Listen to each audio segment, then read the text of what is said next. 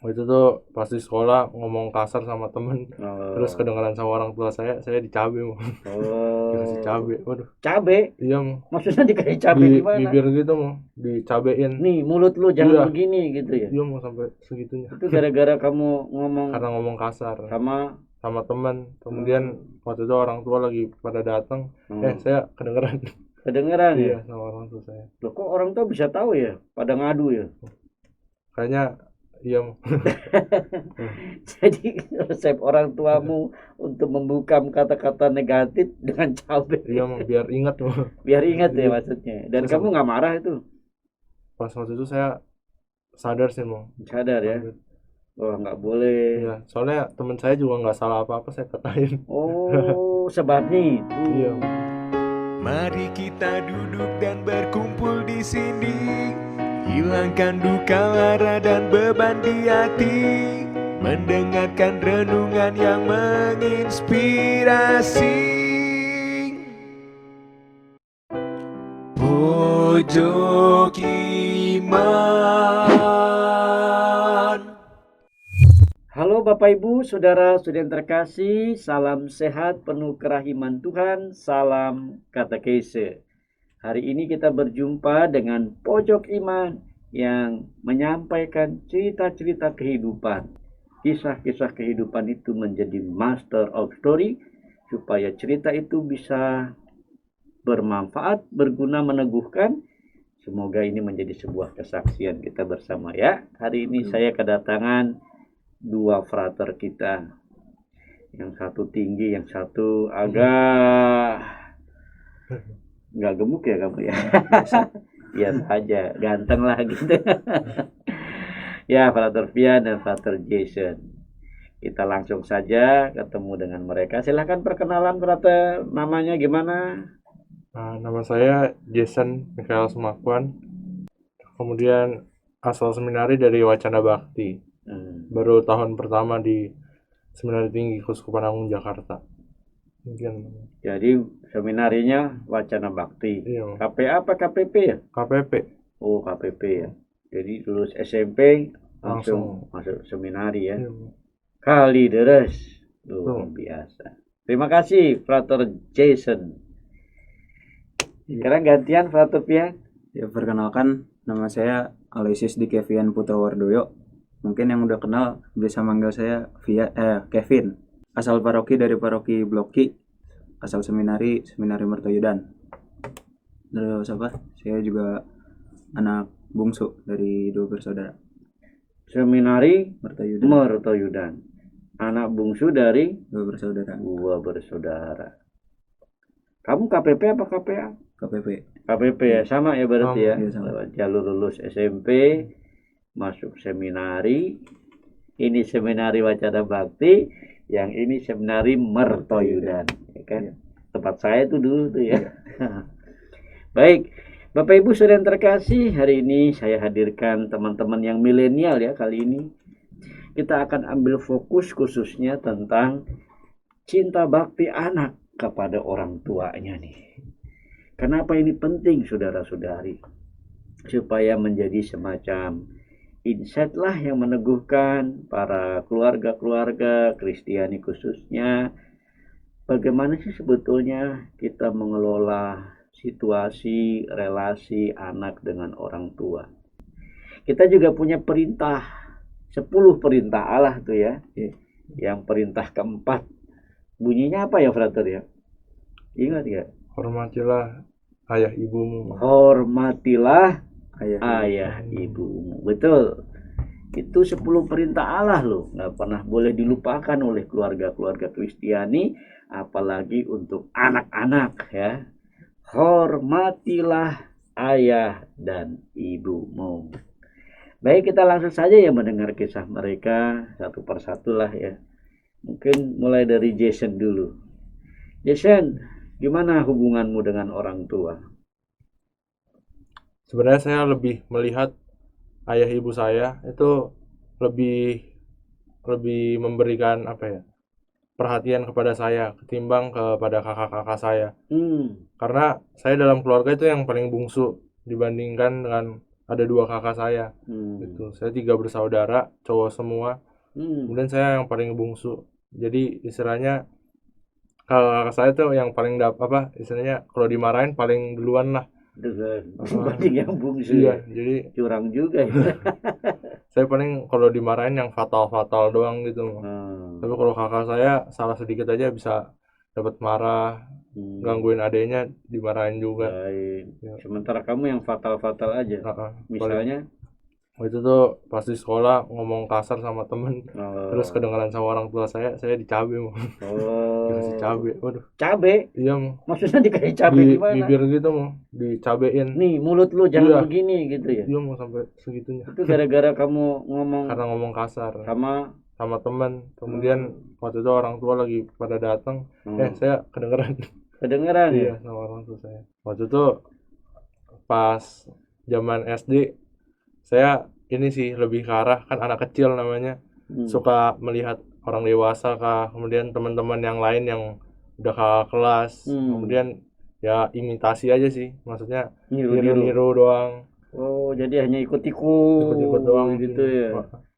Akhirnya jadi kayak gitu ya. Iya. Kan jadinya jadi kebiasaan ya. Iya, betul. Itu yang pertama. Yang kedua, gimana kamu menumbuhkan cinta bakti kamu kepada orang tua? Saya dalam hati sebenarnya nggak terlalu dekat sama orang tua.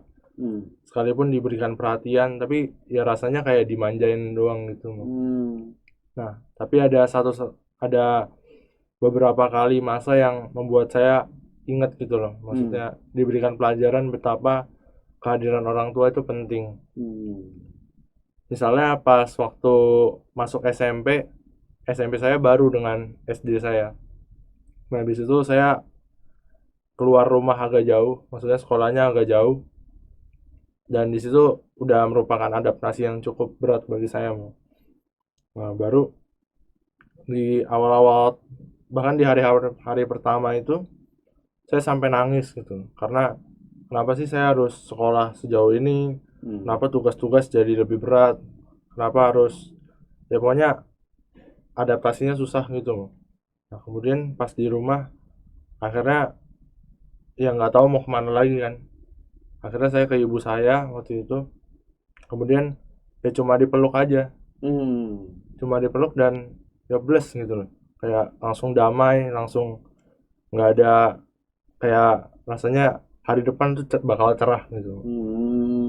Jadi pelukan orang tua membuat hari depanmu bakal cerah gitu.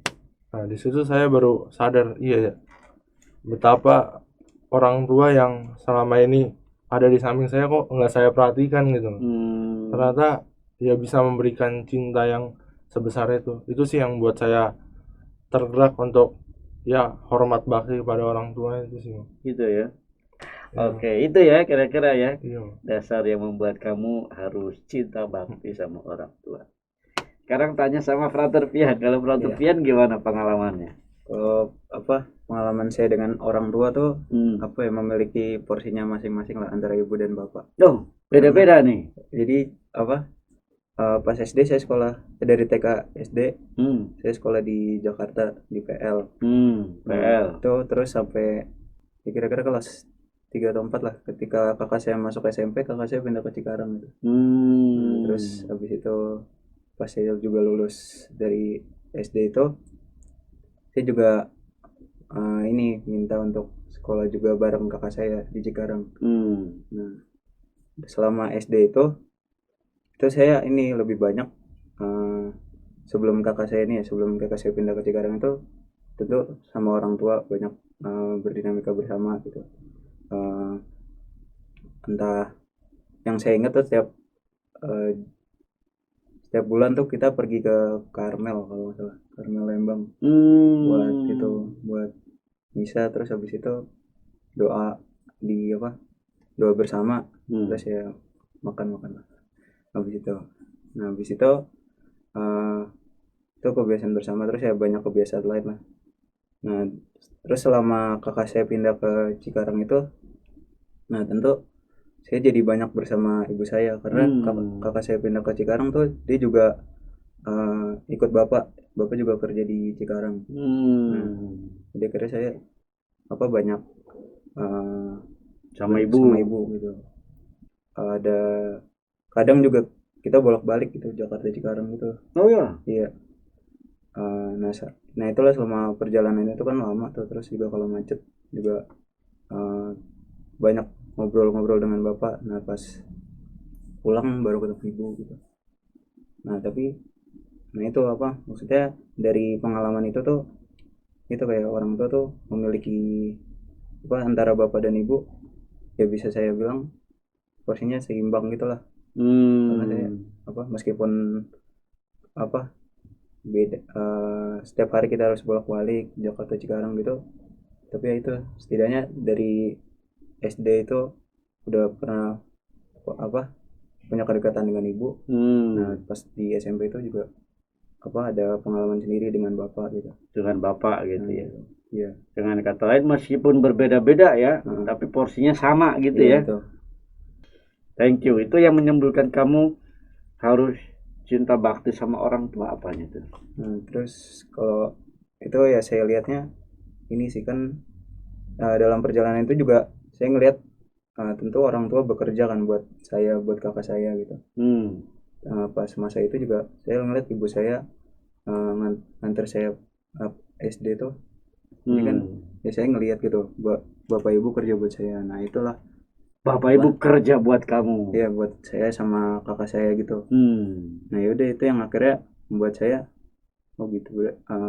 Ya inilah saya harus bersyukur sama apa yang telah diberikan bapak ibu ya, dengan apa yang saya geluti misalnya ya dalam pelajaran, dalam sekolah. Terus dalam ya tentu kan pas masa sekolah itu kan saya juga dibeli les-les, diberikan pengembangan bakat apa. Nah itulah yang mesti dikembangkan terus gitu dari saya gitu. Kira-kira Waduh, gitu. mantap gitu ya. Jadi menurut Frater Pian adalah karena papa mama itu sudah mencurahkan segala tenaganya untuk bekerja dan akhirnya menghidupi dan memperhatikan anak-anaknya. Disitulah aku melihat anak harus cinta bakti sama orang tuanya gitu ya. Gitu. Thank you. Kalau pas di seminari gimana ceritanya Jason? Itu kan tadi masa SD. Iya. Kalau di seminari kan udah agak pisah tuh. Bentuk cinta baktinya gimana itu? Sebenarnya kalau menurut saya sendiri sih, hubungan saya sama orang tua justru malah makin erat. Sekalipun jarak memisahkan, sekalipun jadwal-jadwal seminari memisahkan, tapi malah kedekatannya itu lebih dirasakan. Buktinya ketika pas liburan gitu, ketika mau curhat ke orang tua, itu rasanya lebih lebih kangennya tuh lebih dapet, cintanya tuh lebih dapet, gitu sih, kayak lebih meluap aja ketimbang ketika masa-masa pas SMP atau SD yang tiap hari ketemu. Ya sebenarnya bukan masalah antara ketemu apa enggak sih, cuma itu ya mungkin di situ dilatih supaya di seminari menengah dilatih untuk menumbuhkan cinta ke orang tua dengan tetap ya harus jaga tetap ambil jarak, harus juga memikirkan masa depan. Jadi ya cinta orang tua nggak bisa digantikan, tetapi juga ada itu kita mau maju ke depan untuk ya bagi saya sih untuk jadi anak yang baik lah, untuk jadi anak orang tua saya yang baik gitu loh, untuk membanggakan mereka. Membanggakan mereka ya. Terharu nih saya melihatnya nih ya. Kalau Frater Pian gimana? Kalau saya Sejak seminari lo ya? Ya, selama di seminari tuh dari yang awalnya dekat dengan orang tua, terus setiap hari ketemu dengan orang tua di Jakarta. Nah terus pindah ke Mertoyudan dengan suasana baru, dengan lingkungan baru juga terutama. Nah itu ya bikin ini juga sempat sedih juga waktu itu ya. Nah dan ya itu baru kerasa kalau ternyata selama ini tuh kerinduan untuk dekat dengan orang tua tuh ini banget tuh, baru kerasa selama masa 40 hari itu. Nah Itulah cinta mereka. Kita kan sekarang bicara cinta kita, ya kan? Kalau cinta mereka udah tak terhitung lah ya. 3 bulan aja serasa setahun bayangin. Apalagi 40 hari, 40 tahun. Oke, menarik ya. Inilah kisah-kisah pengalaman kita. Sehingga sebetulnya anak kenapa harus bersyukur ya, alasan itu tadi ya. Bapak ibu kita ada memperjuangkan kita, bapak ibu kita membanting tulang untuk kebahagiaan kita pasti. Dan karena kalian di asrama ya, pasti ada satu, tadi bagus kita insight ya, cerita kalian. Kalian ingin mandiri juga, supaya masa depan tetap terus tumbuh berkembang, ya kan? Tetapi juga bukan karena kemanjaan, tetapi bahwa saya ingin mengadu nasib dan semoga semuanya bisa membahagiakan orang tua. Menarik ya insight-nya. Jason, coba bisa nggak punya pesan-pesan buat anak-anak muda atau anak-anak dalam keluarga? Bagi saya sendiri, kita nggak bakal bisa, saya pribadi nggak bakal bisa hidup, nggak bakal bisa tahu dunia luar sebelum saya kaya dulu dari dalam, diperkaya dari keluarga itu.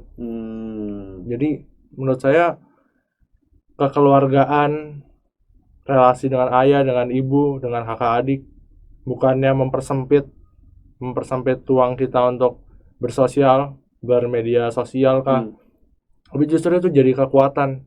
Bagaimana kita ya dari keluarga kita sendiri bisa punya, pertama misalnya menciptakan kekeluargaan, kedamaian dalam keluarga, komunikasi yang baik, dan itu entah sadar apa nggak sadar pasti terpancar sih. Ketika kita lagi ada dalam keluarga, justru nikmatilah kebersamaan sama keluarga. Geset nanti dulu lah, orang udah jelas dekat kalau gitu ya. Saya lagi bersama. Jadi mau digarisbawahi pembatasan juga ya. Nah kalau kata Vian, apa insight-nya untuk anak-anak muda, anak angkatan milenial? Bisa beda menurut cara pandangmu? Ya kalau saya poinnya sih hampir sama kayak Jason ya. Mungkin berkaca inilah sama keluarga Kudus Nazaret aja. Kita sama kayak Yesus aja, bersyukur keluarga kita, apa yang ada di dalam keluarga kita gitu. Sebenarnya rasa syukur itu mendasari semuanya lah. Nah itu juga bisa mendekatkan kita juga sama dan mengajak keluarga kita juga untuk lebih dekat dengan Tuhan gitu, dengan meniru keluarga Kudus Nazaret. Gitu aja kalau saya. Terima kasih. Jadi menggarisbawahi, meniru teladan keluarga kudus di Nazaret. Teman-teman muda gitu ya. Jangan lupa Yesus itu menghormati papa mamanya dengan jalan bersyukur atas keadaan yang adalah tukang kayu, ya kan. Mama kita ya mungkin juga ibu rumah tangga, ya. Maria juga digambarkan begitu dalam film ya. Sehingga kalau kita bisa menghormati yang sedemikian, kita juga bisa dekat dengan Tuhan gitu ya. Anak berbakti sama orang tua, maka bisa dekat juga dengan Tuhan sendiri. Keren banget kamu, udah kayak jadi pastor aja semuanya nih. Cocok kok. Cocok ya. Kamu juga ya kayaknya. Baik, terima kasih teman-teman atas sharingnya, kisah-kisah kehidupan ini, kesaksian anak-anak muda kita. Mungkin orang tua juga patut mendengarkan, atau anak-anak, ayo dong kita dengarkan kisahnya Jason sama Vian yang telah merumuskan cinta bakti mereka pada orang tua dalam pengalaman keseharian kehidupan, khususnya kedua teman kita ini, baik dulu di keluarga dan sekarang setelah ada di asrama atau dunia calon-calon imam gitu ya. Itu mungkin ada banyak lain. Silahkan anak-anak muda bergumul juga dengan keyakinan masing-masing, sebagaimana 10 perintah Allah berbicara. Hormatilah papa dan mamamu, hormatilah ayah dan ibumu. Luar biasa. Akhirnya makan ketupat, minumnya jus. Cakep. Tetap semangat melayani Yesus. Thanks for watching, guys. Pojok Iman. Pojok Iman.